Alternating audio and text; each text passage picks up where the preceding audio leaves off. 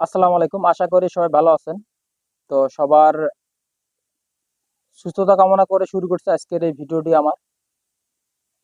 তো আগামীকালকের বাংলাদেশের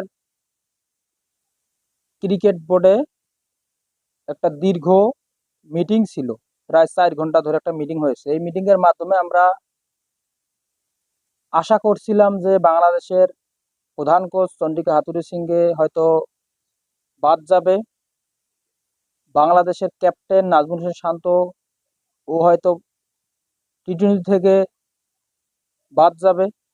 এ নিয়ে আমরা কালকে অনেক বিশ্বাস ছিলাম যে এগুলো নিউজ হয়তো আগামীকালকে এই মিটিং এর মাধ্যমে আসতে যাচ্ছে এবং বাংলাদেশের বিশ্বকাপে ভরাডুবি নিয়ে একটা তদন্ত হতে পারে। বাংলাদেশ কেন সুযোগ থাকা লক্ষ্যেও